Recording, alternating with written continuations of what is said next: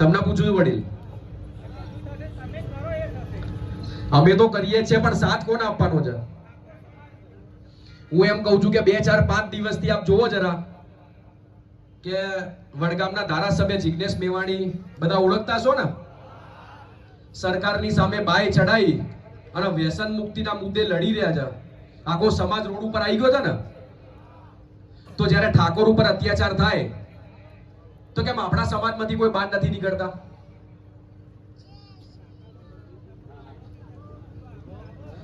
જાતે મર્યા વગર સ્વર્ગ કે નરકની ખબર પડતી નથી.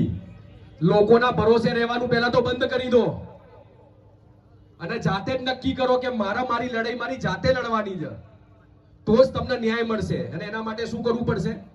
ભણવું પડશે. શું કરવું પડશે? ભણવું પડશે ને. ભણીશું તો સાચા ખોટાની ખબર પડશે. નહીતર આવા ડીવાયએસપી જેવા છે એ બોલાવશે અને કહેશે કે ભાઈ આ ઠાકોરોની હવા કાઢી નાખવાની છે. એટલે ગઈકાલે મહેશભાઈનો વારો હતો, ભવિષ્યમાં કોનો વારો આવશે? કોનો વારો આવશે? તો માર ખાવો છે કે લડવું છે? હા, અવાજ નહીં આવી રહ્યો, બોલો. માર ખાવો લાગે છે બધાને ને? નથી ખાવો?